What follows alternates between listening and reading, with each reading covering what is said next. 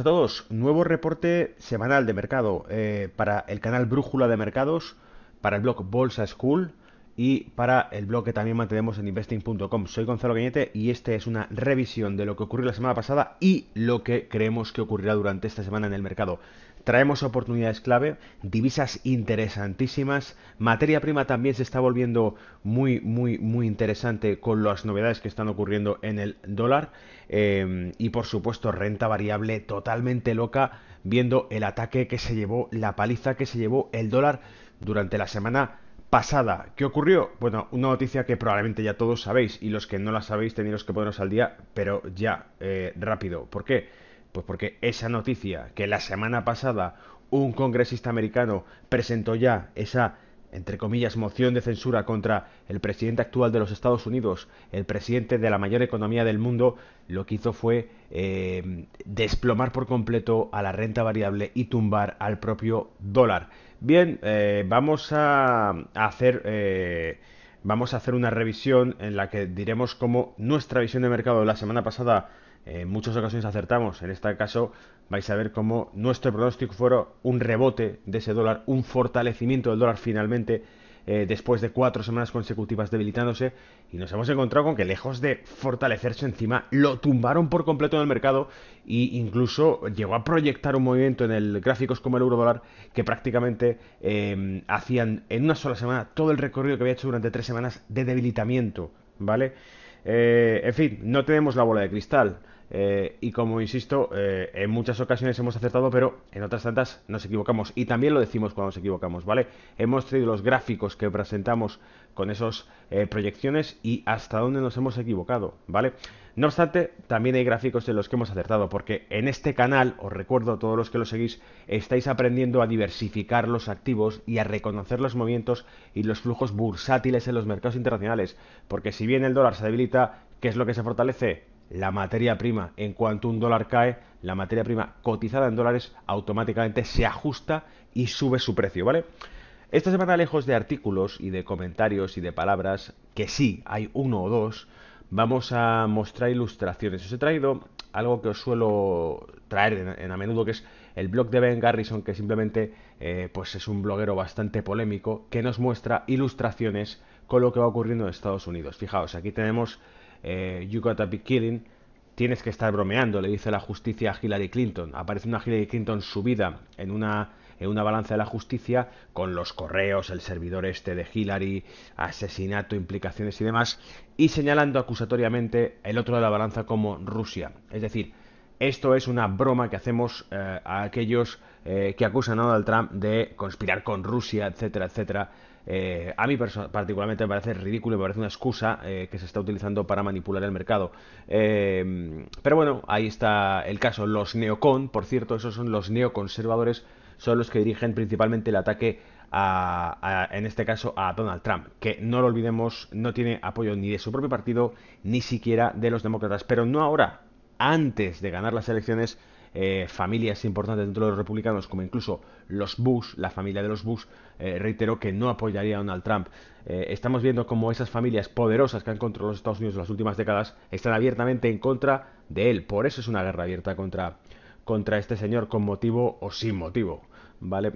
Otra ilustración también muy gráfica que sacamos de otro de los blogs tan polémicos que solemos a veces os traigo, y es esta, en la que se ve a Donald Trump achicando un bote que se hunde y alrededor de él pues el New York Times, la CNN, tenemos también por ahí la CNBC, etcétera, etcétera, etcétera. Es decir, ese acoso mediático que le ponen en lo que parece ser una competición por parte de diferentes medios de sacar el artículo más polémico sobre las relaciones de Donald Trump con Rusia. Bueno, el que se lo crea, pues vale, el que piense que sencillamente es la excusa ya número decimoctava para tratar de ir a por este personaje peculiar, pues yo creo que más bien van por ahí los tiros. Un acoso que se hace contra un personaje peculiar como este, que tendrá muchos defectos, pero vamos, dudo mucho que sea un espía de los rusos, ¿de acuerdo?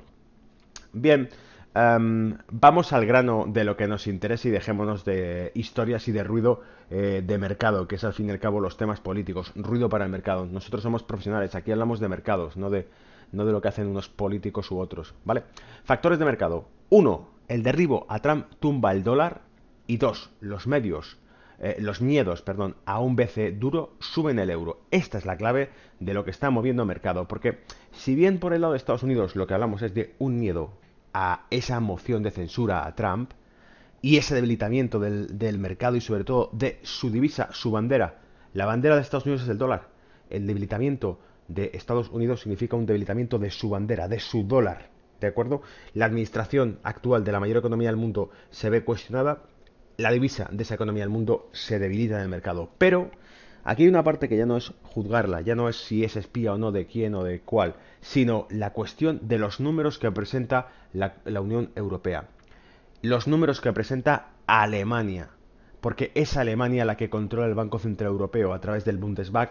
Alemania tiene una influencia brutal. Recuerdo, hacemos ya notación de archivo, vamos a hacer un comentario sobre lo que ocurrió durante la negociación del rescate hace 2 años de Grecia. No sé si os acordáis, os invito a que lo busquéis, artículos en los que se hablaba de un enfrentamiento verbal entre Mario Draghi y el ministro de Finanzas alemán.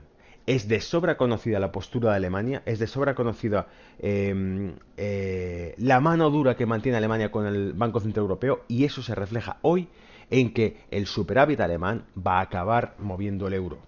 ¿De acuerdo? Ahora mostraremos números explicándolo, pero lo primero que os traigo es una ilustración sacada de uno de los artículos de Zero Hedge en el que nos pone esa cuña alcista formada en el dólar semanal, euro semanal, y esa divergencia que se produce. ¿Lo veis? Hits dual resistance at the same euro, hits dual supports.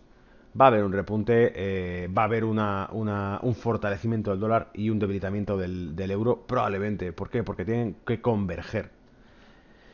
Y por si queda alguna duda, vamos a leer los comentarios que empiezan a incendiar este euro. Empieza a hacer un euro cada vez más fuerte y un dólar cada vez más débil. Y precisamente cuando los medios hablen de esto es cuando tenemos que empezar a posicionarnos. En mi caso, yo llevo bajista en euro dólar, pero en el caso de el resto, sabéis la estrategia. Compra con el rumor, vende con la noticia. Para cuando los medios de comunicación hablan de un euro fuerte, pues amigo, el euro empezará a debilitarse por descontado. Dicho eso, y recordad, no persigo influir a nadie con este tipo de vídeo. No estoy asesorando qué hacer con su dinero a ninguno de vosotros porque no os conozco. No sé cuáles son las aspiraciones de inversión que tiene cada uno de los operadores que sigue el canal. Así que simplemente me limito a dar mi opinión personal y particular sobre el tema. Titulares de Reuters y Bloomberg en su cruce. Merkel dice que el euro es demasiado débil, hace que los productores alemanes sean más baratos. Hay una doble R ahí metida. Merkel, sobre las causas del excedente del comercio alemán, dice que el euro es debilitado por la política monetaria del BCE. Según Bloomberg, Merkel fue citada diciendo que el euro es demasiado débil y eso es debido a la política del BCE y por lo tanto los productos alemanes son más baratos en términos relativos, dijo Merkel a los estudiantes de Berlín en un discurso sobre el superávit comercial. Así se vende más. Merkel añadió en una inversión adicional en Alemania podría ayudar a reducir el superávit comercial. Cuidado, Merkel añadió que una inversión adicional en Alemania podría ayudar a reducir el superávit comercial. Hoy vamos a dar una lección de macroeconomía. Hoy no veremos artículos, sino aprenderemos macroeconomía. ¿Qué está diciendo Merkel ahí y por qué va a influir en la evolución del euro?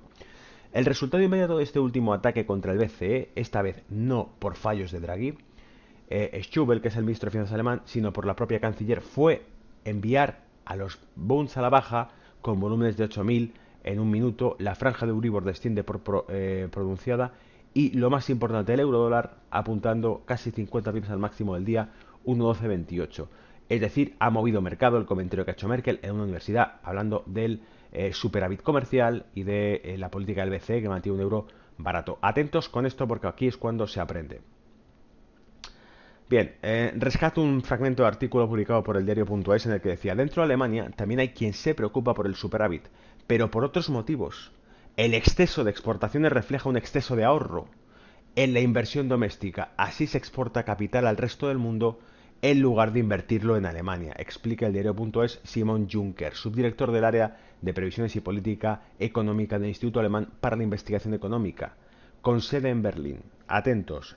El superávit es preocupante en la medida que existe un flujo hacia el exterior de capital, que es una señal de que existe un problema estructural en la economía alemana, agrega. Es decir, en resumen, no es bueno para una economía un superávit crónico, como tampoco lo es un déficit. El déficit es por razones obvias, compra más de lo que vende, se gasta más de lo que ingresa, pero el superávit tampoco lo es. ¿Por qué? Por la ecuación siguiente, desvelada en el modelo macroeconómico de economía abierta. Para tratar de darle significado macroeconómico al concepto de equilibrio de balanza de pagos, tengamos en cuenta que las exportaciones netas pueden expresarse como la diferencia entre el ahorro total, definido como la suma del ahorro público, el ahorro privado, menos la inversión. Atentos, XN son las exportaciones netas. Alemania vende más de lo que compra y tiene un superávit comercial. Ese superávit comercial, según la ecuación del modelo de economía abierta desarrollado en todas las universidades, indica que tanto el ahorro público y el ahorro privado unidos menos la inversión es positivo, porque nos indica la igualdad que existe entre los flujos de capitales que entran con el comercio exterior que desarrolla un país. Luego, la conclusión de todo esto es que la inversión en Alemania es más débil que el ahorro. Y eso no beneficia en tanto en cuanto Alemania se convierte en un país con excesos de ahorro en sus bancos, lo cual, pues por ejemplo, para los rendimientos de capitales o de activos alemanes les perjudica, ¿vale? Esto es lo que tiene que averiguar y por eso Merkel hacía alusión de que habría que averiguar la manera de cómo estimular la inversión interna en Alemania, ¿vale? O incluso el consumo, no importa. ¿Por qué? Porque de otro modo tiene alta dependencia del exterior, ¿vale? Y bueno, mostramos la evolución del balance comercial de Alemania y efectivamente es cada vez más fuerte, qué casualidad. Luego Alemania se empieza a dar cuenta que su balanza comercial es cada vez más fuerte y que para ajustarla deberá tocar el valor de su moneda. Y su moneda es el euro, amigos. Y si Alemania decide que el euro está demasiado barato, pues nos ha tocado aguantarnos y soportar un euro más caro al resto de economías que no estamos con un superávit comercial, ni mucho menos obviamente, como el que tiene Alemania. Y por último, añadimos además un esquema que permita entender esto. Superávit comercial, entra oro o entra riqueza, aumenta las reservas de activos. Si aumenta las reservas de activos en un país por ese superávit comercial, caen los intereses o el rendimiento de los activos en este caso, porque la tasa de interés es la europea. Las inversiones aumentan, disminuye el desempleo, aumentan los salarios y con ello aumenta la inflación. También aumenta la oferta monetaria con el aumento de reservas. Cuanto más dinero entra en un país, más liquidez hay disponible y por lo tanto más liquidez monetaria tiene. El aumento de precios que hace, si los precios internos aumentan, automáticamente lo que vas a hacer es consumir más de productos externos que de productos internos. Por lo tanto, revierte el efecto del superávit comercial y llevaría a un déficit comercial que volvería a llevarte hacia un superávit comercial, etcétera. Es un ciclo, ¿vale? Y en ese ciclo hay que pasar por pues ese aumento de precios que no está puesto aquí, pero implicará un aumento de la tasa de interés para poder reducir o corregir ese superávit. Y ahí es donde entra el euro. Un aumento de la tasa de interés, que es lo que tememos, ¿vale? Y bien, entonces me voy al índice dólar, porque ahora lo que voy a ver es cómo está el índice dólar. Y fijaos, la semana pasada mostrábamos esto y decíamos, probablemente haga un rebote alcista y el índice dólar, que muestra la fortaleza del dólar, por cierto, fundado en 1973 este índice, pondera el dólar contra las mayores divisas del mundo, incluido el euro, la libra, el yen y el franco suizo. ¿Y qué me doy cuenta? Que bueno, ese objetivo que teníamos, que era un rebote hacia los 100 puntos de índice dólar, no solo no se ha cumplido, sino que fíjate a dónde se ha ido. Ha perforado todo el suelo y se ha ido hasta ese nivel, ¿vale? Hay un segundo nivel que podría ser tocado, pero dudo mucho. ¿Por qué? Porque con esta caída, pues en algún momento tiene que hacer una corrección, una pausa, ¿vale? Y ahí es donde le esperamos. Por eso yo no he cerrado mis posiciones bajistas en euro dólar. Índice dólar, lo mismo. El índice dólar, por cierto, creado por Dow Jones y por FXTM, el desarrollo que se hace a través de este índice dólar, lo que me doy cuenta es que efectivamente también estoy en una zona de soporte. ¿Lo veis? Toda esa zona de soporte. Por lo tanto, hay un doble fondo que podría incluso debilitarse aún más el dólar. Podría hacerlo. Pero en cualquier caso, sigue teniendo una tendencia alcista, tanto por el índice dólar tradicional del 73 como por el índice dólar del 2012 publicado por Dow Jones FXTM, en el que en ambos casos lo que vemos es un dólar que debería rebotar. No tenemos la bola del cristal, pero es que debería rebotar ya con ese debilitamiento. Y me voy también al euro dólar y fijaos, seamos sinceros, la semana pasada veíamos este gráfico y decíamos, va a haber un rebote del dólar, del índice dólar, va a rebotar al alza, se va a fortalecer el dólar y corregirá el euro dólar, bajará el euro dólar. Pero ya hemos hablado de los motivos de por qué el euro dólar se está subiendo, un euro cada vez más fuerte por miedo a una subida de tipos o un cambio de la política monetaria del BCE, es decir, que acaben con la inyección de liquidez que hace el BCE, que corten el grifo en Europa, y el euro se vuelve más caro, porque es, en teoría, más escaso en un futuro. ¿Y qué pasa con el dólar? Que lejos de debilitarse, pues encima, o sea, lejos de fortalecerse o rebotar, encima se debilitó más. Porque si este era nuestro objetivo, fijaos qué es lo que ha pasado. Si este era nuestro objetivo, nos han dado 4 palos. Mirad, esto es lo que ha hecho. Por cierto, la longitud de este canal, todo este canal, esta longitud proyectado al alza es esta longitud. ¿Lo veis? Todo esto es esto. Esta distancia es esta distancia. Por eso la simetría es clavada. Creo que podría incluso subir más, hasta el 1.13. Y mantengo las posiciones bajistas en euro dólar, ¿vale?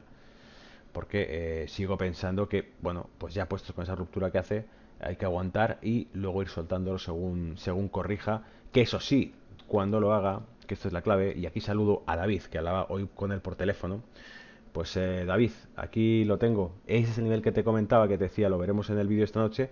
Pero yo creo que incluso podría llegar a subir un poco más, 1.13, 1.13.10. Y en este caso, 1.13, 1.13.10. Después corregir, pero aquí ya, claro, eso sí, 1.10 de vuelta, ¿vale? 1.10 de vuelta, 1.0995, 1.0980. Es decir, una vez que veamos que corrige, yo ya no busco el hacer ganancia o hacer profit con esta caída en este nivel. Es que una vez que dé la vuelta, muy probablemente toda la resistencia pasada se convierte en soporte. Entonces ahí ya me voy a calmar un poco y voy a decir, bueno, habrá que esperar un fortalecimiento del dólar, pero ya descarta el buscarle ese movimiento bajista hasta que no veamos que se consolida en esa zona de canal, ¿vale? Gráfico comentado ya. Bien, más datos, por cierto. Esto iba en la parte de antes, solo que se me ha saltado la diapositiva, pero os lo comento ahora porque es lo mismo. Alemania, 2% de tasa de inflación y 3,9% de tasa de paro. Italia, 1,9% de tasa de inflación, 11,70 tasa de paro. Y España, 2,60 tasa de inflación, 18,65 tasa de paro. Este es el problema que tiene Europa. La disparidad que tiene en las dos variables que controlan la política monetaria, que son la inflación y el paro. La inflación y la tasa de paro son lo que determinan la política monetaria. En este caso, como la inflación se está acercando al 2%, en algunos casos lo supera, es argumento suficiente para que Alemania, que domina el BCE, diga es hora de empezar a plantearse esa subida de tipos. ¿Vale? ¿Cuál es el problema? Que eso para Alemania, como veíamos en el esquema anterior de cómo es un superávit comercial y cómo se ajusta, sí está justificada esa subida de tipos y su euro cada vez más fuerte para equilibrar su mercado interno, pero no está justificado para Italia, no está justificado para España, porque siguen teniendo una tasa de paro muy elevada y por lo tanto ponerle la moneda más cara a la economía alemana la ajusta su tasa de ahorro, pero a la economía italiana o a la economía española le va a perjudicar y bastante la recuperación de empleo que débilmente consigue, a duras penas consigue. ¿Entendéis? Este es el debate interno de Europa y aquí es donde se ve quiénes mandan y quiénes obedecen. En fin, calendario económico. 23 de mayo tenemos audio sobre informe de inflación para la libra. Ahora veremos los pares que os he traído. Miércoles 24 de mayo, declaraciones de Mario Draghi. Cuidado con el euro, porque quizás aquí, cuando Mario Draghi descarte que no va a haber ningún cambio en la política monetaria hasta septiembre, por ejemplo, que no tengo la bola de cristal, eso quizá haga que el euro pinche, haga que el movimiento en euro dólar baje de nuevo, ¿vale? Va a haber un catalizador, no sabemos cuál, pero no puede subir 5 semanas consecutivas como ya ha hecho el euro dólar. No puede subir 5 semanas consecutivas porque es extremadamente extraño, es extremadamente peculiar, ¿vale? En este caso, pues bueno, buscamos ese catalizador y quizás sea esta comparecencia de Mario Draghi. También tenemos las actas de la Reserva Federal, las FOMC, las veis aquí abajo, ¿vale? ¿Qué pasa? Que de esas actas de la Reserva Federal, cualquier comentario que se pueda hacer alusivo a una subida de tipos también fortalecería de nuevo al dólar. Y por último, el viernes tenemos PIB trimestral americano, que, pues de nuevo, si fuese extremadamente bueno, si fuese un dato mucho mejor de lo esperado, le metería una subida al dólar. Y volveríamos a la misma historia. Si hay una subida del dólar, pues entonces, señores, el dólar tira para abajo el euro dólar. ¿Vale? Bien, vamos con los pares ya. Hay que mirar euro contra libra. Fijaos, semana pasada veíamos este hombro cabeza a hombro aquí, que lo llevamos vigilando varias semanas, que está ahí, que estamos con la escopeta cargada esperando dónde buscarle ya la entrada y clavarle, dispararle esa entrada bajista, si es que se produce por un debilitamiento del euro. Pero como ya sabéis, el euro, con todo lo que se está hablando, con las palabras de Merkel, con el superávit de Alemania cada vez más increchento, estamos lejos de ver un euro que se debilite, con las elecciones de Francia ya pasadas en las que ha ganado de sobra el candidato establishment Bruselas, laboratorio del BCE, pues obviamente no va a pasar nada de eso. Y fíjate lo que hace, una cresta enorme. Ese hombro cabeza a hombro lo que ha hecho ha sido levantar el euro contra la libra, ¿lo veis? Y lo ha llevado hasta aquí arriba, es decir, lejos de romper la línea clavicular que traía, encima lo llevó hasta aquí arriba, que me deja niveles también muy atractivos. El que siga creyendo en que esto es una estructura bajista, tiene dos oportunidades ahora. Doble hombro aquí o aquí. Aquí o aquí. Doble hombro. Es decir, entradas bajistas aquí o aquí. A elección del consumidor, ¿vale? Que cada uno decida por sí mismo. Pero desde luego son interesantes. Estamos por encima de las ambas medias, de 200 y 55 exponenciales. Luego las medias por debajo del precio. Esto es bajista, mientras no se demuestre lo contrario. Y señores, cualquier venta por aquí podría ser interesante. Perdón, por encima de las medias es alcista, mientras no se demuestre lo contrario. Y por eso es de precaución esas entradas que están en niveles de resistencia y que pueden ser interesantes. Pero no os olvidéis, y cada vez lo creo con más decisión, es delicado operar contra la tendencia de las medias móviles principales, ¿vale? Así que bueno, puede ser interesante, pero tened cuidado con esos rebotes o correcciones que haga el mercado. Libra dólar. La semana pasada comentábamos este movimiento tocando exponencial de 55, caso contrario. En este caso las medias están por encima, nos sirven como buen techo. Vamos a favor de la tendencia, que es bajista por parte de media de 200 y media de 55. Me gusta. Pero ¿qué ocurre? Que se queda enganchado. Fijaos, no prospera el movimiento. Se queda aquí enganchado, ¿lo veis? Sigue siendo atractivo, claro. Pero la libra no está comprando más dólares pese al debilitamiento del dólar, ¿vale? ¿Por qué? Porque la libra también se ha debilitado. Por eso ese movimiento alcista en el euro contra la libra. Cada euro compra más libra. La libra se debilita contra el euro. El dólar está muy débil, pero tampoco más débil que la libra, ¿vale? Y ahí nos quedamos, pero sigue siendo atractivo.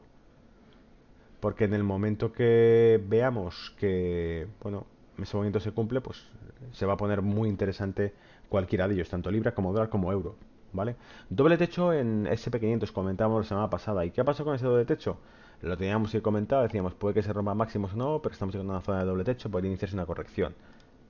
Pues en este caso sí acertamos, porque se acercó a la zona de doble techo, la tocó y un desplome increíble, ¿lo veis?